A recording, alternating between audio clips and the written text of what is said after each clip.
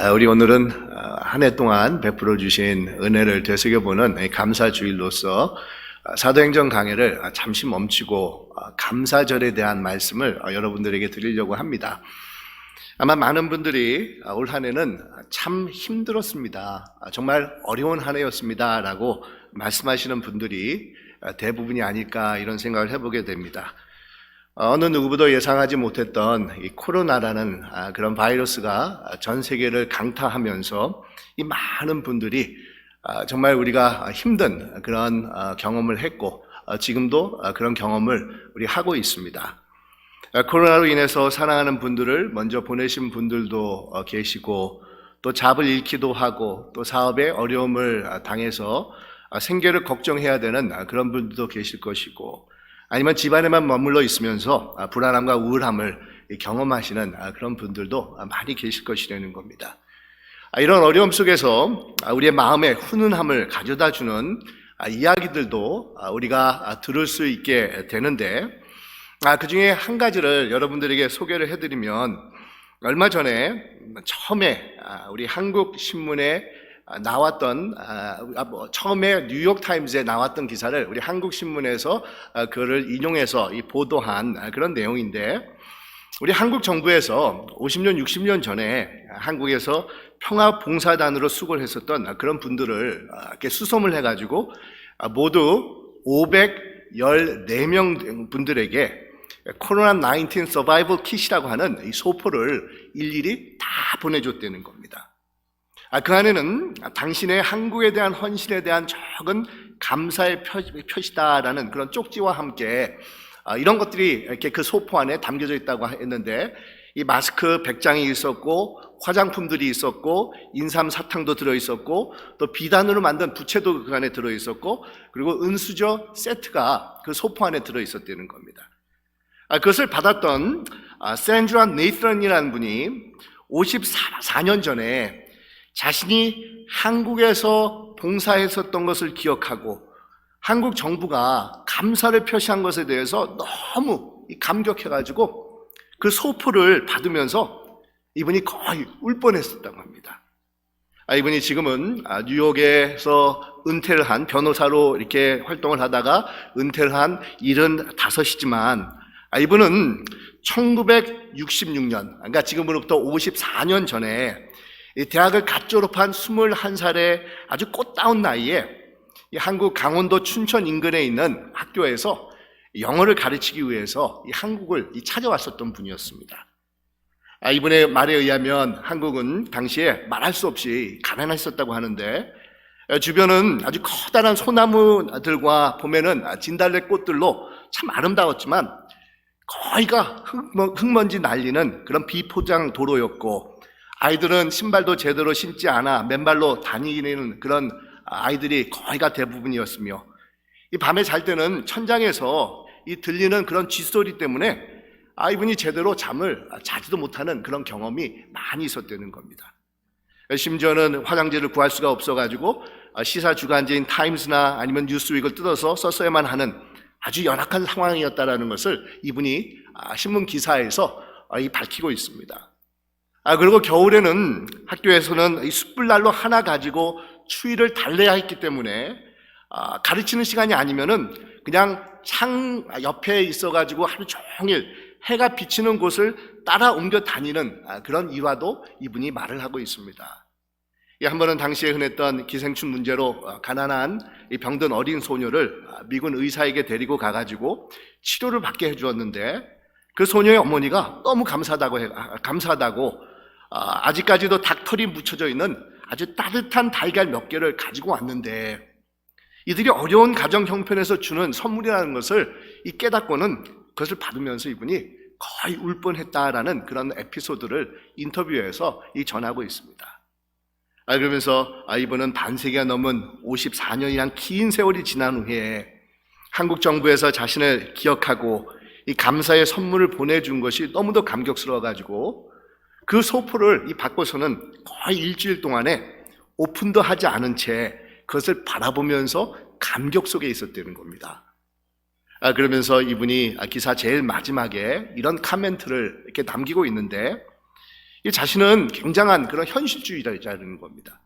그러니까 이 과학적인 그런 이 팩트가 아니면은 좀처럼 마음이 움직여지지 않는 그런 사람이었는데, 이 박스에는 정말 대단한 어떤 마법과 같은 것이 있다라는 것을 느꼈다라는 그런 말을 남기면서 그 기사가 끝을 맺고 있습니다.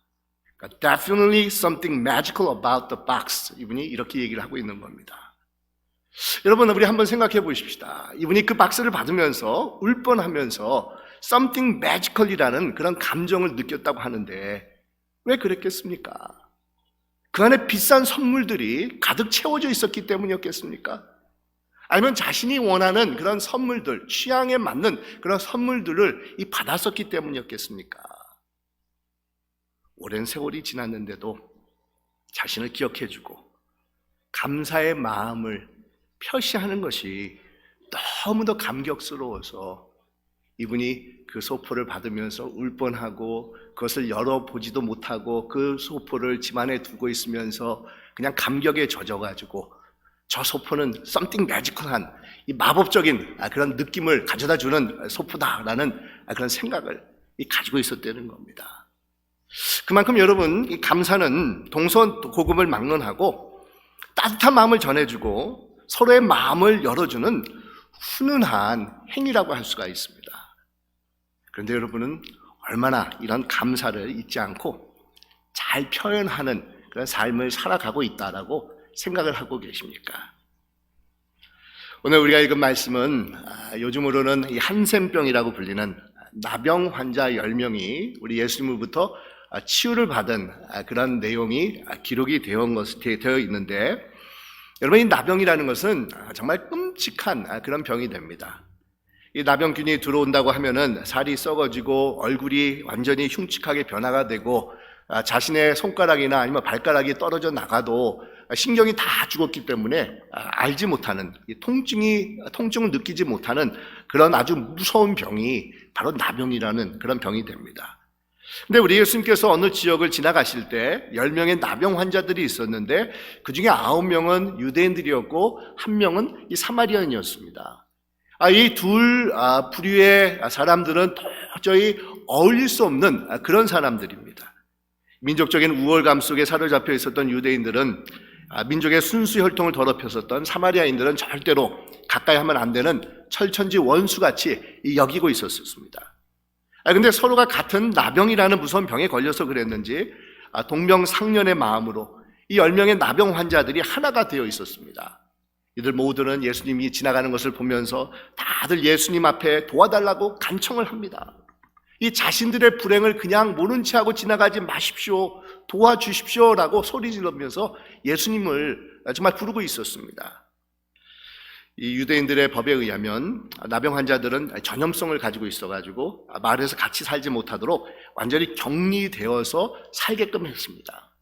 만약 사람들과 대화를 나누려고 하면 적어도 45m 거리를 반드시 유지하고 있었어야만 한다는 겁니다. 요즘 우리가 코로나로 인해서 6피트 거리를 두고 우리가 서로 이렇게 있어야 된다라는 것을 강조하고 있는데, 이 45m가 떨어져 있어야지만 이들은 대화가 가능했었다는 겁니다.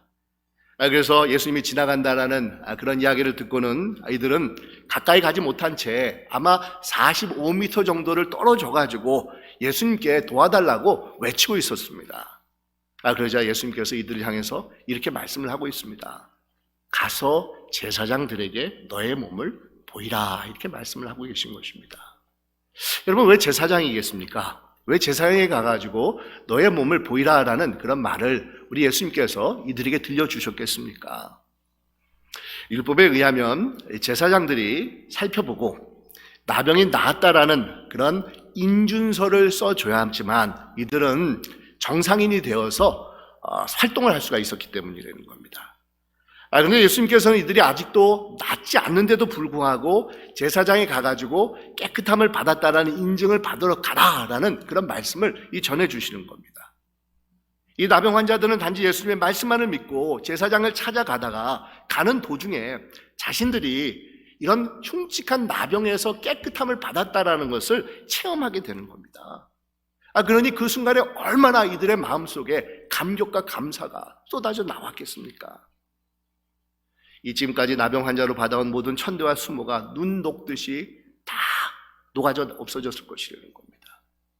제가 어렸을 때 기억하는데 나병 환자들이 이렇게 동네에 돌아다닌다고 하면은 이렇게 돌을 던지면서 저런 사람들이 이렇게 안 좋은 일을 한다라고 해가지고 굉장히 이렇게 혐오하고 아주 이렇게 무시하는 그런 행동을 했었던 그런 경험이 있습니다. 또 이렇게 저희 어머님께서 안양에 있는 나사로 마을이라는 캐톨릭 신부님이 운영하는 그런 나병 환자 촌을 이렇게 도우셨었는데 그때마다 어머님이 저를 데리고 와서 제가 나병 환자들을 좀 더 이렇게 가까이서 볼 수가 있었는데 얼마나 끔찍한 모습을 가지고 있는지 몰랐습니다. 여러분, 나병 환자들이라는 것은 굉장히 천대받고 수모를 받는 그런 사람들입니다. 이 본인들이 질병을 알면서 참 사회에서 격리되는 것도 굉장히 힘든 그런 일인데 무시당하고 경멸을 당하고 그리고 손가락질을 받는 그런 입장에 놓였으니 얼마나 정신적으로 영적으로 그런 힘든 그런 상황이었겠습니까? 그런데 이런 나병이 깨끗하게 나았을 때 이들의 표현은 말할 수 없는 기쁨 가운데 있었을 것입니다. 덩실덩실 춤도 추고 아니면 어떤 분들은 그냥 땅바닥에 주저앉아가지고 엉엉 우는 사람들도 있었을 것이라는 겁니다. 그러고 나서 신이 나가지고 제사장에게 달려갑니다. 제사장에게 가가지고 깨끗해졌음을 인준받아야지만 가정으로도 돌아갈 수가 있고 사회로도 돌아가가지고 활동할 수 있기 때문에 정신없이 제사장을 찾아가지고 막 달려갑니다. 그런데 모든 사람들이 정신없이 제사장에게 막 달려가는 와중에 한 사람, 사마리아 사람 한 사람만이 방향을 돌려가지고 예수님을 찾아옵니다. 하루속히 제사장에 가가지고 인준을 받는 것이 한시가 급한데 그것을 포기하고 예수님께로 발길을 돌린 것입니다. 이 사마리아인은 예수님이 먼 발치에서 서 계신 것을 보면서 감격에 겨워가지고 눈물에 젖은 목소리로 목청을 높여가지고 우리 하나님 앞에 영광을 돌렸다라고 성경에서 말씀하고 있지 않습니까? 그리고는 예수님 발 앞에 달려와가지고 그 발 앞에 엎드려서는 자신이 드릴 수 있는 최고의 감사를 표현합니다. 그러자 우리 예수님께서는 이런 말씀을 이 사마리아인에게 주고 계십니다. 일어나라. 내 믿음이 너를 구원하였느니라. 내 믿음이 너를 구원하였느니라. 이렇게 예수님께서 말씀하고 계신 것입니다. 여기서 여러분 우리는 너무도 상반된 두 부류의 사람들을 우리가 생각해 볼 수가 있는데 똑같은 나병 환자들입니다. 똑같이 예수님을 만났습니다. 똑같이 치유를 경험합니다. 하지만 9명의 유대인들은 뒤도 돌아보지 아니하고 제사장을 향해서 달려갔고 오직 한 사람, 이 사마리아 사람 한 사람만이 예수님께 돌아와서 이 감사를 표현합니다. 여러분, 치유의 은혜를 받았음에도 불구하고 찾아오지 않는 이 9명의 유대인들은 누구겠습니까? 왜 사마리아 혼자서만 이 받은 것에 감사해서 예수님을 찾아왔겠습니까? 혹시 은혜를 받았음에도 깨끗하게 나음을 입었음에도 찾아오지 않았던 이 유대인들이 다른 사람이 아니라 바로 우리 자신들의 모습이라는 생각이 들지 않습니까? 여러분, 그렇지 않습니까? 사실 우리의 삶을 곰곰이 생각해 보면 많은 은혜를 입고 도움을 받으면서 지금까지 지내왔던 자들이 우리 모두들이라는 겁니다. 그럼에도 불구하고 우리는 9명의 유대인들처럼 감사를 잊어버리면서 살아갈 때가 너무도 많이 있습니다. 여러분, 그렇지 않습니까? 은혜를 받았음에도 그것을 은혜로 받아들이지 못하기 때문이라는 겁니다. 은혜 안에 있으면서도 마치 자신이 잘나서 이 모든 것이 이루어졌다라고 착각 속에서 살아가고 있기 때문이라는 겁니다. 마음속에 어디선가 모르게 교만이 자리를 잡고 있기 때문에 그 많은 은혜로 말미암아 여기까지 왔음에도 불구하고 감사를 하지 못하는 우리들의 모습을 발견할 때가 많이 있다는 겁니다. 본인의 인생을 하나님의 은혜로 바라보지 못하는 결과입니다. 하나님의 은혜 세계 속에 살고 있음을 깨닫지 못하기 때문이라는 겁니다. 베풀어 주신 은혜가 있었기 때문에 오늘날 내가 있음을 인정하지 못하고 있기 때문에 감사하지 못하는 삶을 살아가고 있다는 겁니다.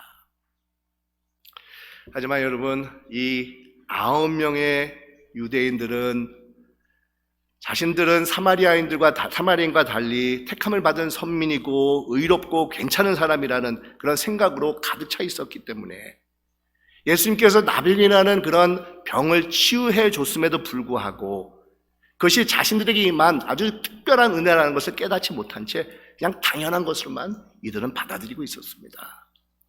하지만 여러분, 우리 모두는 하나님의 은혜 속에서 살아가는 자들입니다. 한 가지, 두 가지뿐만이 아니라 너무도 많은 은혜를 덧입으면서 살아가는 자들이 바로 우리들이라는 겁니다. 그게는 하나님께서 베풀어 주시는 모든 사람들에게 주시는 은혜가 있고, 적게는 부모님의 은혜, 가정에서 받는 은혜, 이웃에게서 받는 은혜며 또 여러 가지 사회에서 우리가 체험하는 그런 은혜들이 우리에게 주어지고 있다는 겁니다.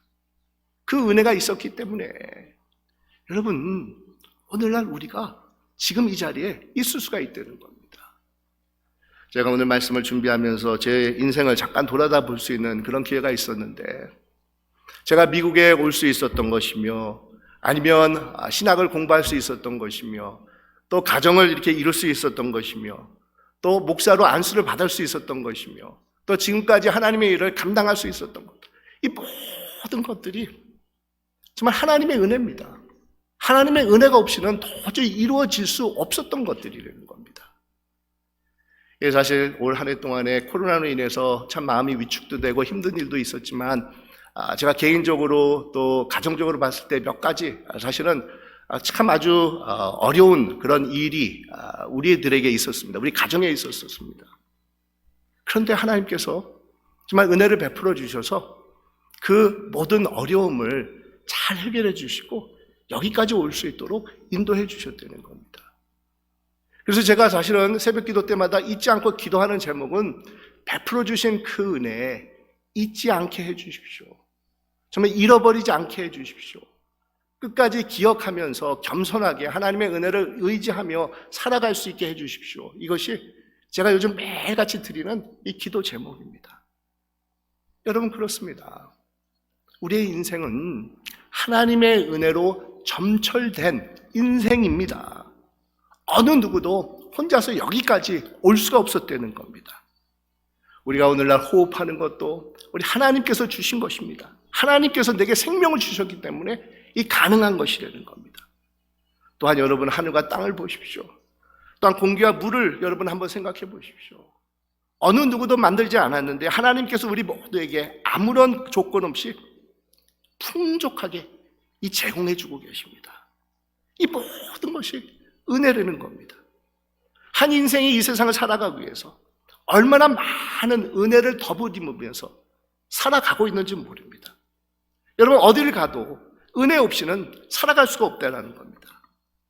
누군가가 알게 모르게 베풀어 주었고 도와주었고 격려해 주었고 기도해 주었기 때문에 오늘날 우리가 이 자리에 있을 수가 있다는 겁니다. 그래서 여러분, 우리의 삶은 한마디로 말해서 은혜의 삶이다라고 말할 수가 있다는 겁니다. 특별히 우리 믿는 자들에게는 후원의 새 생명이라는 그런 귀한 은혜가 주어지고 있지 않습니까? 아무런 자격 없는 우리 모두에게 하나님께서는 자신의 독생자 예수 그리스도를 보내주셔서 구원을 베풀어 주시고 우리 한 사람 한 사람을 자녀로 삼아주시는 너무도 놀라운 은혜를 베풀어 주셨다는 겁니다. 여러분, 이것이 어떻게 우리의 노력이나 수고로 나의 의로운 행위로 이루어진 것입니까? 절대로 그렇지 않지 않습니까? 여러분, 그렇습니다.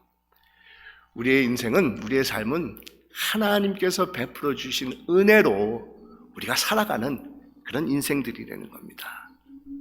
그런데 이런 은혜를 깨닫지 못하기 때문에 감사하지 못합니다. 그래서 여러분, 이 감사는 은혜를 은혜로 인정하고 깨닫는 자들, 곧 겸손한 자들에게 주어지는 하나님의 선물이다. 하나님께서 베풀어 주시는 결과물이다라고 할 수가 있다는 겁니다. 바로 이 점에서 사마리아 사람은 9명의 유대인들과 똑같은 은혜를 받았지만 이 감사할 수 있었다라는 것을 생각해 볼 수가 있는데, 이 사마리아 사람은 어느 누가 말하지 않아도 자신은 사마리아 사람으로서 부족하고 천하고 경멸받는 존재라는 것을 너무도 절실히 깨닫고 있었습니다. 그러니 자기 같은 사람에게 아무런 조건 없이 요구 없이 예수님께서 치유를 베풀어 주실 때 더더욱 말할 수 없는 그런 고마움이 그 안에서 솟아올랐다는 겁니다. 주어진 은혜를 은혜로 받아들일 수 있는 그런 마음의 자세가 이 사마리아 사람에게 이루어지고 있었다는 겁니다. 뿐만 아니라 이 사마리아 사람은 받은 은혜를 감사의 표현으로 이 반응을 하지 않습니까? 다른 9명의 유대인들은 법에 따라서 제사장을 찾아가느라고 이 바쁜 가운데 있었지만 이 사람은 자기에게 주어진 이 은혜의 원천이 어디서 왔다라는 것을 분명히 깨달으면서 예수님께로 달려가고 있었다는 겁니다. 그래서 여러분, 이 감사는 또한 선택이라고 할 수가 있습니다. 이 감사라는 것을 은혜로 받아들이고 그 은혜에 감사하기 때문에 선택하고 결단을 할 때 나타나는 것이 바로 감사의 삶이 된다는 겁니다. 근데 여러분, 이 감사를 선택한다는 것은 상황적인 것이나 아니면 상대적인 것을 말하는 것이 아니라는 겁니다. 내가 좋은 일이 있고 기분이 내킬 때만 드리는 것이 하나님께서 원하시는 그런 감사가 아니라는 겁니다. 9명의 유대인처럼 자신들이 치유를 받는 기쁜 상황 속에서도 결단하지 않고 선택을 하지 않는다고 하면은 이 감사는 여러분 들어질 수가 없습니다. 아무리 좋은 일이 있어도 결단하지 않으면은 감사에 인색한 사람이 될 뿐이라는 겁니다. 그러기에 여러분, 이 감사는 선택으로 인해서, 믿음의 결단으로 인해서 우리가 표현하는 것입니다. 또 어떤 분들은 감사를 선택적으로 드리는 그런 분들도 계시는데, 이 다른 사람들보다도 이 건강하다, 좀 더 돈을 많이 모았다, 다른 사람들보다도 지위가 높다, 이 자녀들이 말을 잘 듣는다, 이렇게 상대적으로 이 감사한 일이 있을 때 감사를 드리는 분들도 있습니다. 하지만 여러분, 이런 감사는 일시적인 이 감사에 불과합니다. 이런 분들은 작년에는 성공적인 삶을 살았는데 올해는 그렇지 않다고 하면은 감사를 드리지 못하는 그런 자들이 될 뿐이라는 겁니다.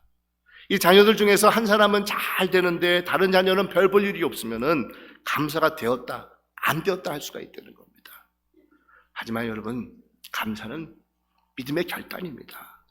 어떤 처지, 어떤 형편, 어떤 상황 속에서도 감사의 마음을 가지고 살아가겠다라고 선택할 때 이루어지는 것이 우리 하나님께서 원하시는 이 감사가 된다는 겁니다. 그래서 여러분, 우리가 잘 아는 우리 데살로니가 전서의 말씀에 보면 범사에 감사하십시오라는 그런 권면의 말씀이 있는데, 여러분, 이 범사에 감사라는 것은 감사가 일시적으로, 상황적으로, 상대적으로 주어졌다 안 주어졌다 하는 것을 말하는 것이 아니라 이 감사의 삶이 본인의 라이프 스타일이 되게끔 하라라는 그런 하나님의 이 명령의 말씀이라는 겁니다. 모든 일에 감사함을 가지고 살아가겠다라고 결단하라라는 그런 말씀이 된다는 겁니다. 우리 감사와 불평에는 공통점이 있다고 그러지 않습니까? 이 둘은 똑같이 계속하면 계속할수록 내용들이 점점 들어간다라는 공통점을 가지고 있다는 겁니다. 불평하면 불평할수록 이 불평은 꼬리에 꼬리를 물면서 계속해서 그 불평이 확장되어 가고 커지게끔 되어 있습니다. 그런데 감사도 똑같습니다. 적은 것이라도 감사하고, 감사를 일상에서 실천할 때 계속해서 이 감사의 조건들이 헤아려지면서 풍성한 이 감사의 삶을 누리면서 살아가게끔 되어 있다는 겁니다. 여러분, 오늘 우리 감사주의를 맞이해서 우리 결단하십시다. 정말 감사를 선택하는 삶을 살겠다라는 결단, 믿음의 결단을 가지기를 여러분들에게 간절히 축원드립니다. 우리 한국교회의 대표적인 그런 목회자라고 알려진 우리 이동훈 목사님이라는 분이 계시지 않습니까? 근데 이동훈 목사님이 올해 10월 달에 둘째 아들을 암으로 잃어버리는 그런 안타까운 그런 일을 경험을 하셨습니다. 그래서 목사님이 정말 굉장히 그런 슬픔 가운데 계시면서 장례식이 끝난 후에 이동훈 목사님께서 오래전에 여수 사건으로 두 아들을 잃은 우리 손양원 목사님을 본받아서 10가지 감사한 조건이라는 그런 짧은 글을 남기셨는데, 그 얘기를, 그 내용을 여러분들에게 소개를 해드리면 이런 것들입니다. 아들이 암에서 해방되어 감사합니다. 아들이 하나님의 영광의 나라에 입성할 수 있게 되어서 감사합니다. 유모가 있던 아들로 인해 부부가 기쁨을 누리게 해주셔서 감사합니다. 한순간도 불평 없던 그의 아내와 손자를 남겨주셔서 감사합니다. 어려서부터 게임을 좋아하더니 게임 회사 변호사가 된 것도 감사합니다. 아들의 고통을 통해 예수님을 내어주신 하늘 아버지의 고통을 알게 해주셔서 감사합니다. 수많은 암 환자들과 연대할 수 있어서 감사합니다.